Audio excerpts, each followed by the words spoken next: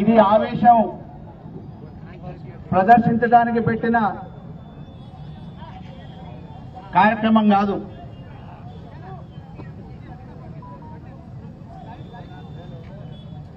ఆవేశం ప్రదర్శించే అవకాశం మాకు ఇయ్యొద్దని హెచ్చరించడానికి పెట్టిన కార్యక్రమం.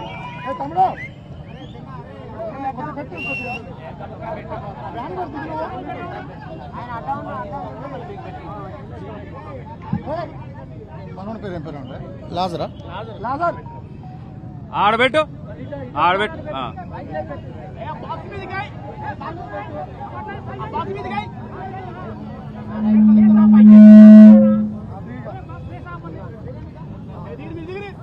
మాకు కేసీఆర్ గారు గాంధేయ మార్గంలో 14 సంవత్సరాలు రక్తపు బొట్టు చిందకుండా ఉద్యమాన్ని ఉర్రూతలూగిపించి అయ్యాల కేంద్రంలో ఢిల్లీలో ఉన్న కాంగ్రెస్ మెడలు వంచి సాధించిన ఉద్యమ పార్టీ ఇది.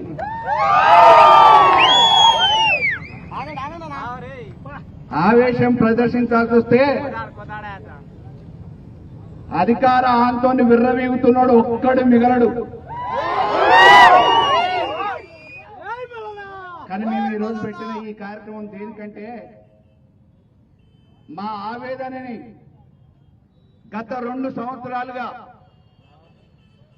కింది స్థాయి నుంచి పై స్థాయి వరకు అన్ని స్థాయిలలో అధికారులకి ప్రజలకు జరుగుతున్న ఇబ్బందుల్ని, దాడుల్ని వినతి పత్రాల రూపాల్లో, అభ్యర్థన రూపంలో, ఎలక్ట్రానిక్ మీడియా రూపంలో, పేపర్ పత్రికా సందేశాల ద్వారా పంపించినాం. కానీ ఇలా మొత్తం నిద్రపోతుంది పార్టీ, అధికార పార్టీ.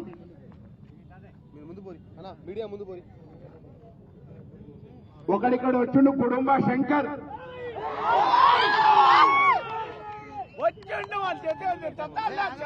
ఎస్పీ గారికి చెప్తున్నా, వాడు ఒళ్ళు దగ్గర పెట్టుకుంటే బట్టలు నేర్పించాడు కాదు, మేము బట్టలు పంపిస్తాం. వాడు ఒళ్ళే దగ్గర పెట్టుకోకుండా ఉద్యోగం చేస్తా అనుకుంటే మీరు ఎట్లాగో డిపార్ట్మెంట్ వైపు చర్యలు తీసుకోరని అర్థమైపోయింది. వాడు చేసే లంగా వేషాలకి మేం ప్రజలల్లో బట్టలు ఇప్పి తరిమి తరిమి కొట్టి పులిమేర పట్టిస్తాం.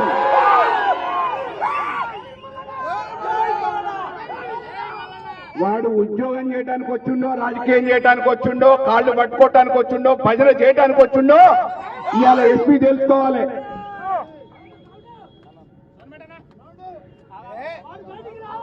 మా మౌనాన్ని బలహీనత అనుకుంటున్నారు.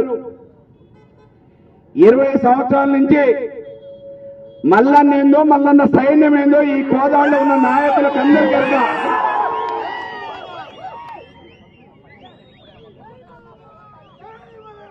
మేము కరడు కట్టిన బీఆర్ఎస్ సైనికులుగా, కార్యకర్తలుగా, కేసీఆర్ సైనికులుగా శాంతియుత మార్గాన్ని ఎంచుకున్నాం. కాబట్టి మా ఇండ్ల మీద దాడులు జరిగిన, మా ఆస్తులు నష్టం చేసిన, గడ్డి వాములు దొరబెట్టిన, గద్దలు కూల్చిన, ఇవాటి వరకు మౌనం వహించినాం.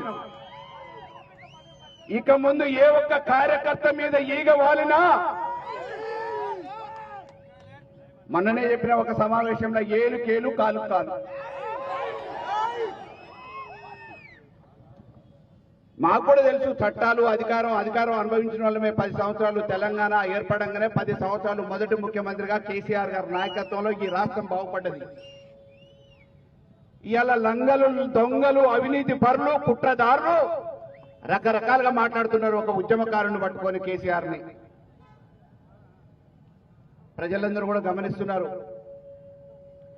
ఈ రోజు ఈ రాష్ట్రాన్ని, గ్రామాలని అభివృద్ధి చేసిన వాళ్ళు ఎవరు?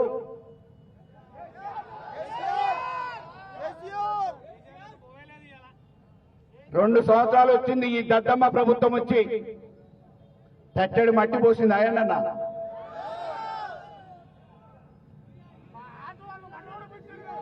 ఇవాళ మంచిగున్న పరిపాలనని ఆగవాగం చేసిరు, కుక్కలు చింపిన ఇస్తారు మాదిరిగా ఈ రాష్ట్రాన్ని తయారు చేసిరు.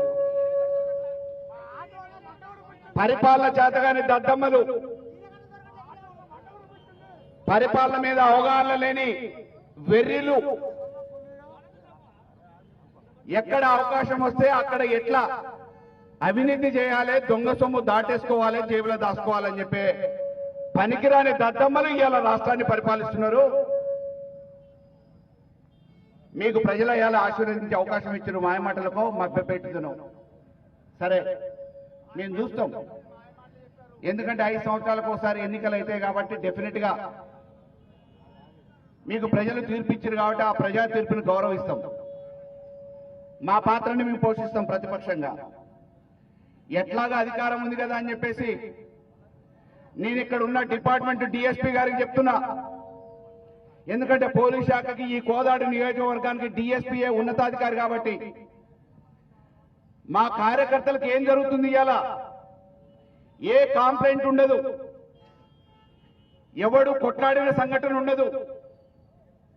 ఎవరికో అధికార పార్టీ అని చెప్పి 3 రంగుల కండవ ఇంట్లో వేసుకొని ఫోన్ పట్టుకొని మీకు హుకుం జారీ చేసే స్టేషన్ కి ఎస్ఐ ఎమ్మటే కానిస్టేబుల్ పంపించి పొలం కాడు ఉంటే పట్టుకరారి, ఇంటి కాడు ఉంటే పట్టుకరారి, అర్ధరాత్రి అయినా పర్వాలేదని చెప్పేసి పట్టుకపోయి స్టేషన్లలో కూర్చోబెడుతుంది. ఎందుకు? ఏం పాపం చేసిరు? మీకు చట్టం ఏం చెప్పింది? ఇష్టం వచ్చినట్టు అధికార పార్టీలో ఉన్నవాడు హుకుం జారీ చేయంగానే అనామకుల్ని సామాకుల్ని ఇబ్బంది పెట్టాలని చెప్పేసి వాడు అనుకోగానే మీరు తీసుకుపోవటానికి వాని కాడ పనిచేస్తురా? వాని చెప్పరాసిగా ప్రభుత్వం ఉద్యోగాలకి జీతాలు, మీకు జీతాలు ఇచ్చేది అందరం కడుతున్నాం పన్నులు. మేము కట్టే పన్నులతోనే మీరు విలాసమైన జీవితాన్ని అనుభవిస్తున్నారు. మా మీదనే మీరు పెత్తనం చేస్తా అంటే ఎట్లా? సామాన్యుల మీద ఇవాళ మీద ఇక్కడికి వచ్చింది కాళ్ళు పట్టుకోనో, ఏళ్ళు పట్టుకోనో, బూట్లు నాకో, సంఖ నాకో వస్తే వచ్చిరు ఉద్యోగాలు చేసుకోవటానికి. మీరు సంపాదించుకోరు, మేమేం అనట్లే. ఆ అక్రమ సంపాదన రేపు మీ పిల్లలకి మంచిగా ఉంటుందా ఉండదా అది దేవుడు చూస్తాడు. కానీ ఆ అక్రమ సంపాదన కోసం మమ్మల్ని ఎందుకు ఇబ్బంది పెడతారు? దుద్దమల్లారా,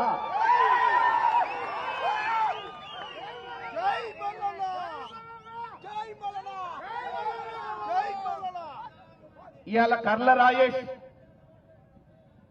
దళిత బిడ్డ, బైసా భయం కాదా? కర్ల రాజేష్ దళిత బిడ్డ దొంగతనం చేసిండా? దౌర్జన్యం చేసిండా? హత్యలు చేసిండా? పోలీసు వాళ్ళ కొంప ముంచిండా? ఎవడో పాపం అనామకుడు పోయేసి నీ పేరు మీద ఉన్న ఈ చెక్కుని నీ అకౌంట్లో వేసుకొని నాకు పైసలు ఇరా అని చెప్పానంటే పరిచయం కొద్దీ ఆ అకౌంట్లో వేసుకొని పైసలు ఇచ్చిండు. 1,00,000 రూపాయలు. వాడల్లా తిన్నది లేదు, తాగింది లేదు. ఏదో దోస్తానాల మగ పరిచయానికి చెక్ వేసుకోమంటే చెక్ వేసుకొని డ్రా చేసిండు. వాడిని తీసుకుపోయి ఒక కాంప్లైంట్ లేకుండా, కేసు కట్టకుండా, అనైతికంగా రెయ్యంబాళ్ళు ఏలాడదీసి చిత్రహింసల పాలు చేసేది. ఇవాళ ఈ లోకంలో లేకుండా చేసేది. ఆ తల్లి కడుపు కోత ఎవరు తీర్చేది? ఆ పుత్ర శోకాన్ని ఎవరు భర్తీ చేసేది? ఇవాళ వయసుడికి వృద్ధాప్యంలో ఉండి కన్న కొడుకు చేతికొచ్చి ఇంతో అంతో సంపాదిస్తే సుఖపడదాం అనుకున్న ఆ తల్లికి ఈరోజు ఆదరణ కరువైంది. ఆ పాపం ఎవరిది? లుచ్చా పనులు చేసే ఈ పోలీసోడిది కాదా? సురేష్ రెడ్డి గాంధీ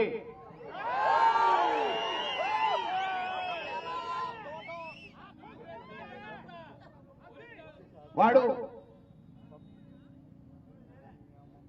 తీసుకుపోయి ఏం చేయాలి?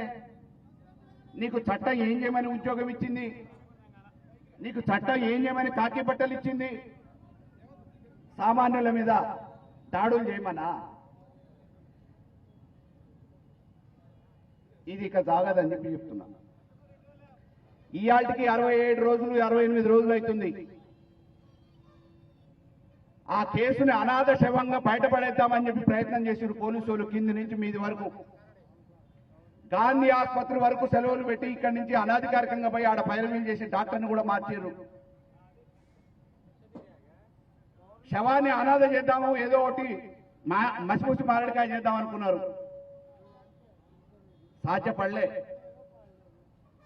ఇవాళ వాని ఎంట జరిగిన విషయాలన్నీ తెలుసుకొని మందకృష్ణ మాదిగ గారు పోరాటం చేస్తున్నారు ఢిల్లీ లెవెల్లో. ఉన్న వాస్తవాలన్నీ పూసగుచ్చినట్టు వెలికిలోకి తీసుకొచ్చారు. అయినా దున్నపోతూ నిద్రపోతున్నారు. ఇక్కడ ఉన్న పద్మావతి రెడ్డి, ఉత్తమ్ కుమార్ రెడ్డి వెనకేసుకొస్తున్నారు వాళ్ళని. ఎందుకు ఆ కుటుంబం కాదా? ఆ దళితులు మీకు ఓట్లేయలేదా? ఈ నియోజకవర్గంలో పిల్లలు జల్లలు మాకెవరు లేరు, గొడ్డుపోతోళ్ళము మీరే మా పిల్లలు అని చెప్పారు కదా.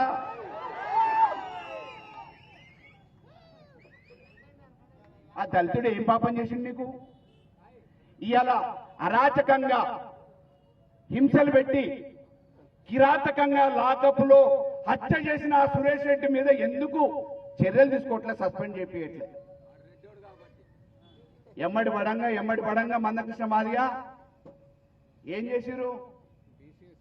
కొత్తగా 2-3 నెలల క్రితం వచ్చిండు పాపం ఇన్స్పెక్టర్. ఆయన ఒక బలహీన వర్గాలు అని చెప్పి తోస్తే అయిపోతలే పాపం, వాని మీద బలిద్దామని చెప్పేసి బలిదీసిరు. 2 రెడ్డోళ్ళని బచాయించారు. అసలు హత్య చేసిన సురేష్ రెడ్డి గారు మంచిగా పోయి అటాచ్మెంట్ టేపులో ఏసీ రూములలో ఎస్పీ దగ్గర పనిచేస్తుండు. ఈడ డిఎస్పీని ఎందుకు ట్రాన్స్ఫర్ చేశారంటే విధులలో నిర్లక్ష్య వైఖరి వల్ల, ఆయన వైఫల్యం వల్ల ఈ నుంచి ట్రాన్స్ఫర్ చేస్తున్నామని చెప్పేసి అవినీతికి కేంద్రమైన అవినీతి శాఖలో పౌరపురాల శాఖ మంత్రిగా ఉత్తమ్ కుమార్ రెడ్డి శాఖలో ఆయనకు పదోన్నతి ఇచ్చి పెట్టేది. పాపం కొత్త వచ్చిన ఇన్స్పెక్టర్ని బలి చేసారు. ఉన్నతాధికారులు లేరా? ఈడ చట్టాలు లేవా? జరిగిన విషయాలు తెలుసుకోవాల్సిన అవసరం లేదా? పూర్వాపరాల గురించి మీరు తెలుసుకోండి. వాస్తవం ప్రపంచానికి చెప్తున్నా కానీ మీరు చెవులు మూసుకొని చెవిటోళ్ళ లెక్క ఎందుకుంటున్నారో అని చెప్పి మేము ప్రశ్నిస్తున్నాం. నిన్ననే హ్యూమన్ రైట్స్ నుంచి కలెక్టర్కి, ఎస్పీకి నోటీసులు వచ్చినాయి, పూర్తి విచారణ చేయండి 2 నెలల 8 వారాలని. ఇంత జరుగుతున్నా ఆ ఎస్ఐ గారిని రక్షించడానికి ఉత్తమ్ పద్మావతి రెడ్డికి ఉన్న చుట్టత్వం ఏంది, బంధుత్వం ఏంది, దాని అనుకున్న దాపరికం ఏంది, హత్య చేయడానికి కుట్ర ఏంది, ఈ విషయాలన్నీ బహిర్గతం కావాలి.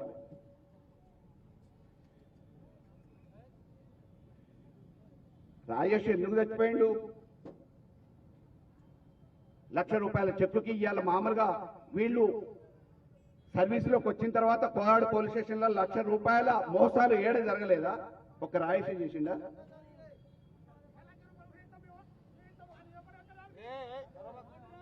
చంపే అధికారం పోలీసు వాళ్ళకు ఉందా?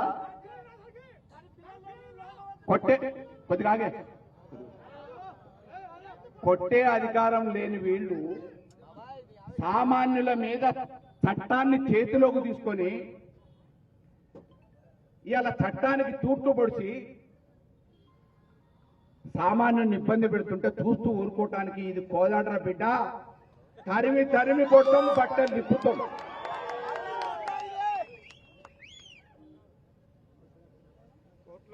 వాడొకడు పొరుగు నుంచి వచ్చిండు వీడికి.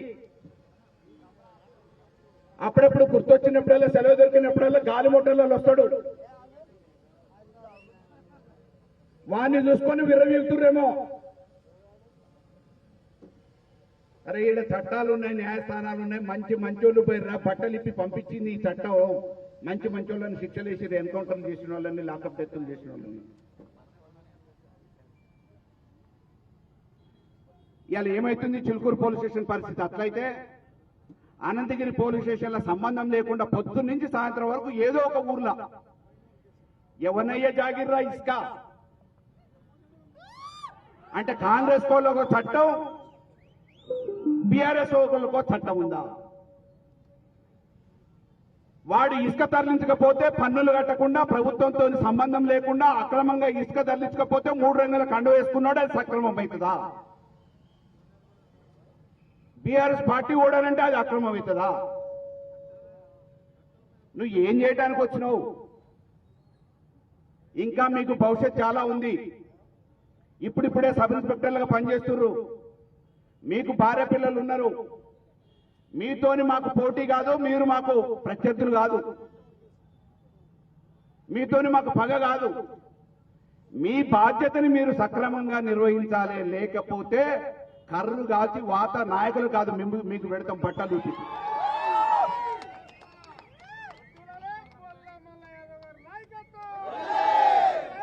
ఇవాళ ఇసుక మాఫియా నడుస్తుంది, మట్టి మాఫియా నడుస్తుంది, గంజాయి మాఫియా నడుస్తుంది. నియోజకవర్గంలో ఇది అది అనలే లంగా లుచ్చ పనులన్నీ చేసేది అధికార పార్టీ వాళ్ళే. దానికి బాసెవడు? ఇక మీకు తెలుసు, నేను చెప్ప వాని పేరు చెప్తే నాకు పాపం అవుతుంది. ఈ టూరిస్టుల పాలన, షాడోల పాలన మీరు చేసుకుంటే చేసుకోరు, మా జోలికి రావు. పోలీసు వాళ్ళు లాఠీలతో పని చెప్తామంటే మేము రాళ్లతో బరాబర్ పని చెప్తాం. ఇక రేపటి నుంచి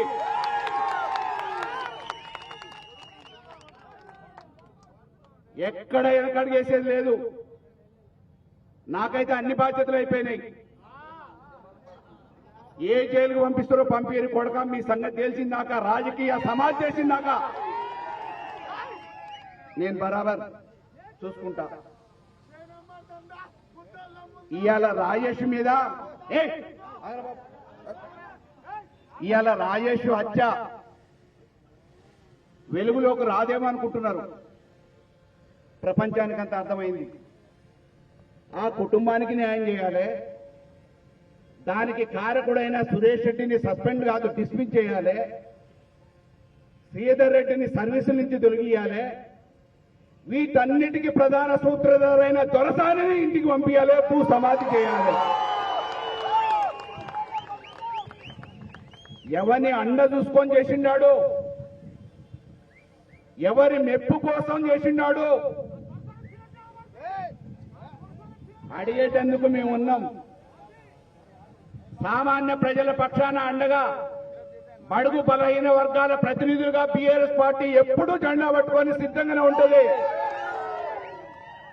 కానీ ఆ జెండా కట్టిన జెండాని పక్కకు పెట్టి కర్ర తిప్పే పరిస్థితి మాత్రం రానియొద్దని చెప్పేసి నేను ఈ నియోజకవర్గంలో నాయకులకి, అధికారులకు చెప్తున్నా. మాకేది కొత్త కాదు. మాకు కొత్త ఏది కాదు. మీరు ఇంత చేస్తే నేను చాంతాడంత చేస్తా. నువ్వు చేయాలంటే ఎవరి మీద నా ఆధారపడాలి.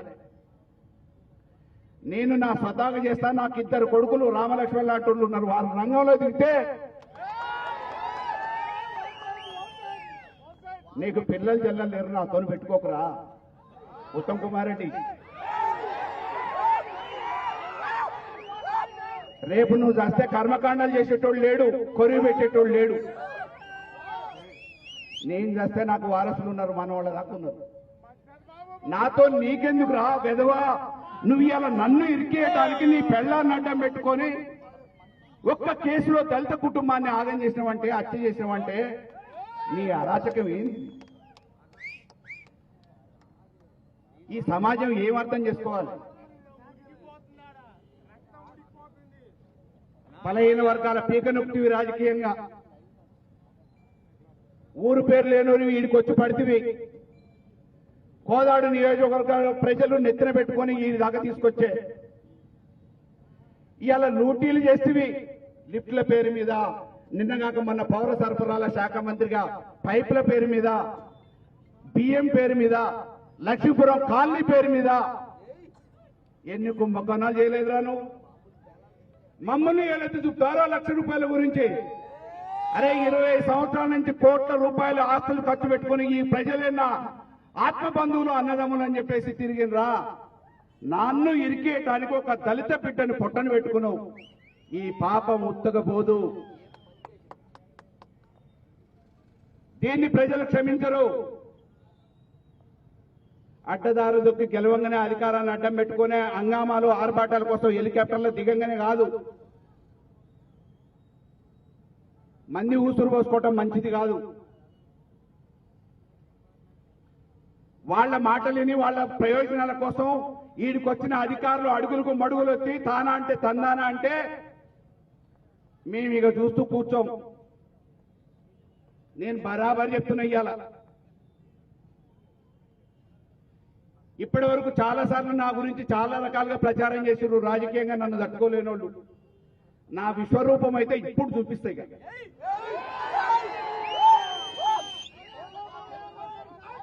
నేనేందో చూడాలనుకుంటున్నావు కదా. ప్రజా జీవితంలో ఉన్నా, ప్రజల కోసం ఉన్నా, నీలాంటి వాళ్ళు రెచ్చగొడితే రెచ్చిపోవద్దు అని చెప్పేసి ఇన్ని రోజులు నా రాజకీయ భవిష్యత్తు కోసం నేను ఏం చేయలే. ఇవాళ చెప్తున్నా, నా ఆరు నా పార్ సస్తే ఒకటి బతికితే రెండు. ఏదైనా చూసుకుందాం. ఉత్తమ్ కుమార్ రెడ్డి, నీ భార్య వెంటనే వచ్చి ఈ దళిత కుటుంబానికి న్యాయం చేయడం కోసం ఆ సురేష్ రెడ్డి గారిని బట్టలు ఇప్పియాలా, డిస్మిస్ చేయాలి. అది మా డిమాండ్. ఈ అంత సంఘటనకి ఒక మరణం వెనుక ఉన్న పోలీసు కుట్రకి, దీని వెనుక ఉన్న కుట్రకి బాధ్యులెవరో డేటాతో సహా మొత్తం బయట పెట్టాలి. అధికారాన్ని అడ్డం పెట్టుకొని 5 కోట్ల రూపాయలు తగలబెట్టుకొని ఇంతవరకు విచారణ కానివ్వకుండా పోలీసు వాళ్ళ దగ్గర ఆర్డర్లు తెచ్చుకున్నావు నాకు తెలుసు. హుజూర్నగర్ నియోజకవర్గంలో అటవీ భూముల పేరు మీద, లిఫ్ట్ల పేరు మీద ఏమేమి చెప్పినవో నాకు తెలుసు. పౌర సరఫరాల శాఖ మంత్రిగా నువ్వు మంత్రి పదవిలోకి ఎక్కంగానే 1000 కోట్ల కుంభకోణం ఎట్లా చేసినావో నాకు ఎరక. అరే నువ్వు ఏం చెప్పినవరా ప్రచారంలా? నేను ఈసారి గెలిపిరి ముఖ్యమంత్రిని అయితా, నేను ముఖ్యమంత్రిని కాకపోతే టీఆర్ఎస్ లా మంత్రిని అయితా. అరే నీ ఒక అయ్యకి ఒక అబ్బకు పుట్టినవరా నువ్వు? ఒక పార్టీ నీకు జీవితం ఇచ్చింది, కాంగ్రెస్ టికెట్ అనామకుడికి 94లో నీకు టికెట్ ఇచ్చి ఇడికి పంపించింది. ఇవాళ ఈ నియోజకవర్గ ప్రజలు రాజకీయ భిక్ష పెట్టారు. నీకు పదవి ఉన్నా లేకపోయినా ఆ పార్టీకి కట్టుబడి పనిచేయాలి. దొంగసాటు వ్యవహారాలు చేసి టీఆర్ఎస్ వాళ్ళ కాడికి వచ్చి ఏం చెప్పినావు నువ్వు? ఏం ఒప్పందం లోపాయికారి? నువ్వు ప్రచారమే చేసినావు కదా ఎన్నికలల్లా. ఇటువంటి దాగుడు మూతలు లుచ్చ వ్యవహారాలు చేసే నువ్వు బయట చేసుకో. ఈ నియోజకవర్గంలో నీ పార్టీ నా పార్టీ అని లేదు. సామాన్యుడికి ఎక్కడ అన్యాయం జరిగినా అక్కడ నేనుంటా. ఏ విషయంలో అన్యాయం జరిగినా అది అన్యాయం అనిపిస్తే నీ పార్టీ నా పార్టీ లేదు. సామాన్యుడు అది న్యాయమా అన్యాయమా ఆలోచించిన కాడ మళ్ళీ ఉంటాడు. ఎక్కడ అన్యాయం ఉంటే అక్కడ మళ్ళీ ఉంటాడు. ఇది రాసి పెట్టుకో. నా మీద ఏ కేసులు బనాయిస్తావో బనాయించుకో. నేను ఇలా ఈ ఆవేదనని ఎందుకు చెప్తున్నా అంటే 65 రోజులుగా ఒక మనిషి చచ్చిపోతే కూడా వాస్తవాలేందో బాహ్య ప్రపంచంలోకి తెలిసిన తర్వాత కూడా, ఆ కారణంగా ఒక ఇన్స్పెక్టర్ని సస్పెండ్ చేసినాక కూడా, ఆ కారణంగా ఇక్కడ ఉన్న టీఎస్పీని ప్రమోషన్ మీద పంపించినాక కూడా సబ్ ఇన్స్పెక్టర్ని తప్పించి డ్యూటీలో ఉంచి నువ్వు కనీసం సమాధానం చెప్పకుండా ఆ కుటుంబానికి న్యాయం చేయకుండా తిరుగుతున్నావు అంటే నువ్వు అసలు ప్రజా జీవితానికి పనికొస్తావా? కోదాడ ప్రజలు ఆలోచించాలిగా. ఆలోచించాలా వద్దా? కాబట్టి పోలీసు అధికారులకు చెప్తున్నా, మీ పని మీరు చేయండి, మా పని మేము చేస్తాం. ప్రజల బాగోగుల కోసం మీకు చట్టాలని అమలు చేయమని ఉద్యోగాలు వచ్చినాయి. చదువుకొని మంచిగా చదువుకొని మెరిట్లో సంపాదించిన ఉద్యోగాలు. మేము ప్రజా జీవితంలో ఉండి ఈ ప్రజలకు పనికి ఉపయోగపడాలని చట్టాలు చేయడానికి మమ్మల్ని ఎన్నుకుంటున్నారు. మేము చట్టాలు చేసేటోళ్ళం, మీరు చట్టాలను అమలు చేసేటోళ్ళం. ఆ పని వరకే పరిమితమైతే బాగుంటుంది. బ్రోకర్ పనులు చేయొద్దు, తార్చే పనులు చేయొద్దు. అరే శివశంకర్ నీకు చెప్తున్నా, నిన్ను బరాబర్ ఇక్కడి నుంచి బట్టలూడి పంపిస్తా. పోలీస్ అధికారులు ఎందుకు పెదవి విప్పట్లేదో, నోరు విప్పట్లేదో నేను అనేక దఫాలుగా ఫిర్యాదులు చేసిన, ఆఖరికి డీజీపీ కూడా చేసిన. అరే వాడు నా బూట్లు కూడా నాకి నా సంఖ నాకి ఇలా 2 నెలలు పనిచేస్తే వాని విధానం వాని ప్రవర్తన వాని మాట నచ్చక ఈ నుంచి పంపించేసిన. ఆ గుడుంబ శంకర్ గాడు ఈమెకెట్ల దొరసానికి నచ్చిండో, వాడు ఏం ఉత్తరిస్తాడు అనుకుంటాడో. నీ మొగడే నన్ను ఎంటుక బీకలేను, వాడే బీకుతాడు, వాడు ముచ్చేవాడు.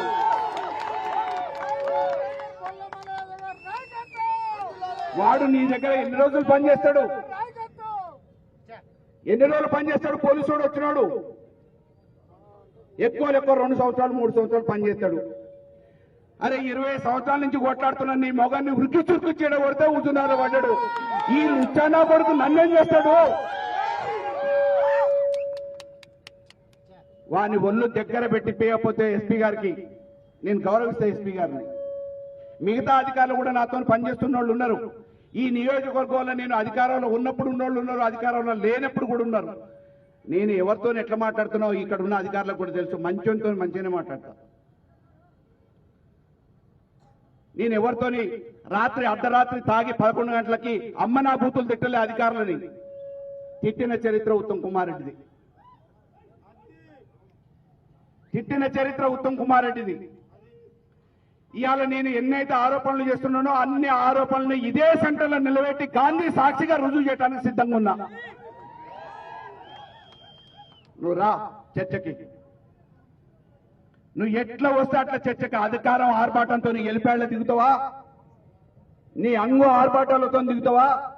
నువ్వు చేసిన ప్రతి అంశం మీద విచారణ చేపట్టడానికి కేబినెట్ నుంచి బర్తరఫ్ చేపించుకొని ఏ బాధ్యత దుర్వినియోగం కాకుండా ఉండటానికి విచారణకు సిద్ధంగా ప్రజా జీవితంలో కొనసాగుతాం. చూద్దాం.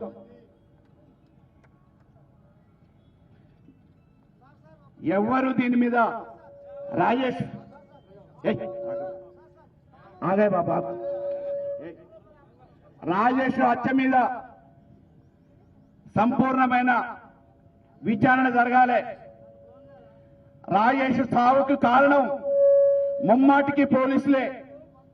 ఆ కేసు కేవలం చిలుకూరుతోని మొదలు కాలే. ఆ దొరసాని మన్నళ్లు పొందటానికి ప్రసన్నం చేసుకోవటానికి ఈ లుచ్చా శివశంకర్ గారు మొదలుపెట్టిన కేసు అది. ఆ విషయాలు కూడా బయటికి రావాలి. అరే లంగా కొడక, వాళ్ళు 12 లక్షలు తీసుకున్నారని కేసు రాసినావు. వాళ్ళ దగ్గర ముక్కు పిండి ఉండి లేనోడు అప్పులు సప్పులు తీసుకొచ్చిస్తే 12 లక్షలు వసూలు చేస్తేవి. నువ్వు కోర్టుకు ఎంత జమ చేసినవురా? దొంగల్ని టోపీలు కొట్టే మరో పెద్ద దొంగలు గజ దొంగలు నువ్వు యూనిఫామ్ వేసుకొని మాకు నీతులు చెప్తావరా? లుచ్చా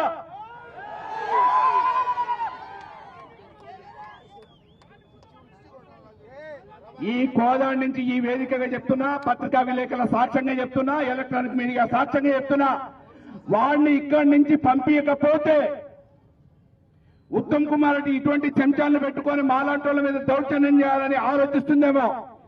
ఇటువంటి లుచ్చాలతోని చిట్టికేసి పంపిస్తా. చిట్టిక ఏం అరగదు, ఏం కరగదు. వెంటనే శివశంకర్ గారిని ఈడ తరిమి కొట్టాలి. మేము తరిమి కొట్టే అవకాశం ఇవ్వకండి, మీరు ట్రాన్స్ఫర్ చేసుకోండి. సురేష్ రెడ్డి మీద చర్యలు తీసుకోవాలి. రాజేష్ కుటుంబానికి న్యాయం చేయాలి. మాకు మండలాల వారీగా గ్రామాల వారీగా మా వాళ్ళు ఎక్కడున్నారో అక్కడ దాడులు జరుగుతున్నాయి, వాటి మీద మీరు విచారణ చేయాలి. అవి పునరావృతం కాకుండా చూడాలి.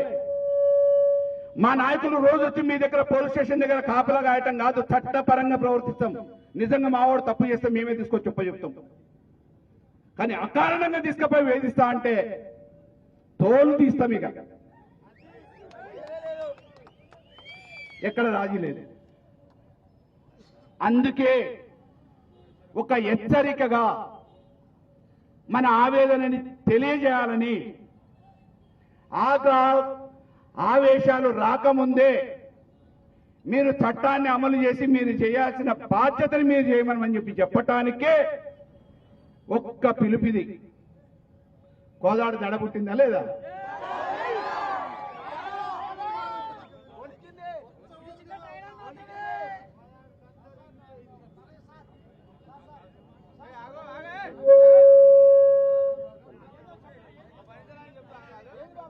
మేమేమి చట్ట వ్యతిరేకాలకు పాల్పడేటోళ్ళం కాదు, మేమేమో అడ్డగోలుగా రాజకీయాలు చేసేటోళ్ళం కాదు.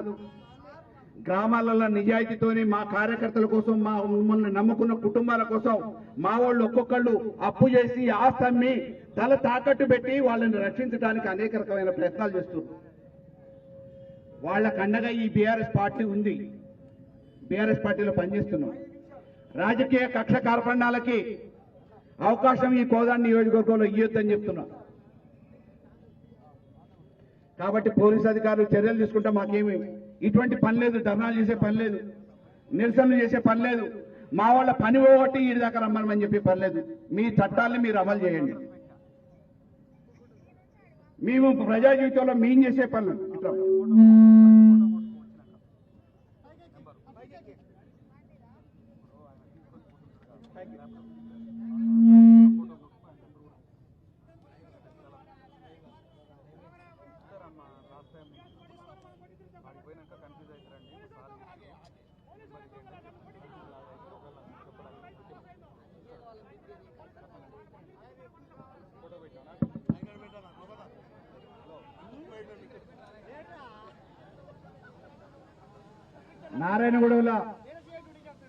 నారాయణగూడ సర్పంచ్ అభ్యర్థి మీద కౌంటింగ్ రాగానే దాడి అయింది.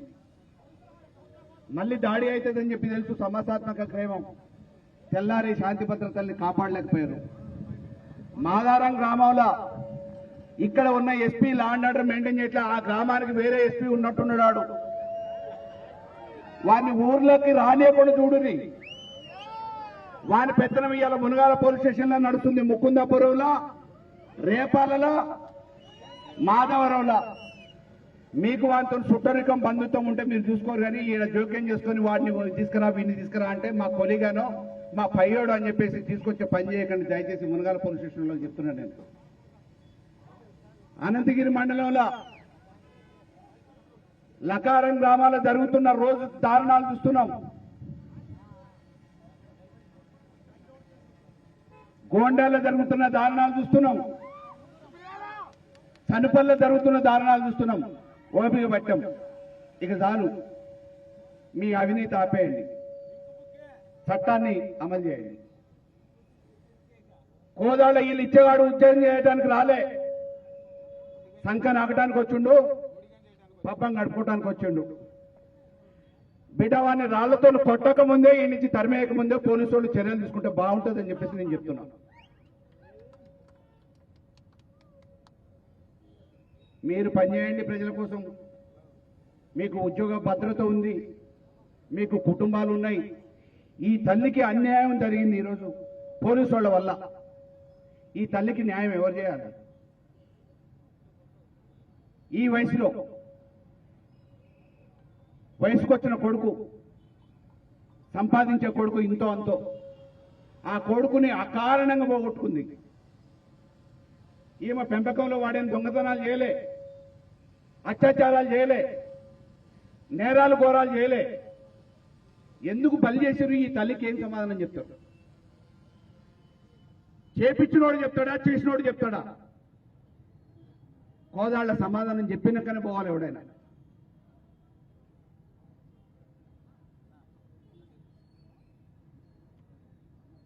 ఈ తల్లి 68 రోజులుగా 7 రోజులు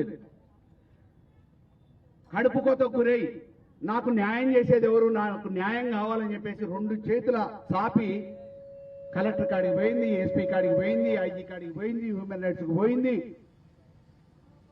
ఎక్కడ న్యాయం జరగట్లే. మరి ఇక్కడున్న ప్రజాప్రతినిధులు ఏం చేస్తారు? గాడిద పళ్ళు తవ్వుతున్నారా? దానికైనా అధికారం ఇచ్చింది? ఉద్యోగస్తులను పెట్టి హత్యలు చేయించడానికా? ఈ అరాచకాలు సృష్టించటానికా? ఇక మేము వీటిని ఖాళీయం, అడ్డుకుంటాం. ఈ తల్లికి న్యాయం జరిగేంత వరకు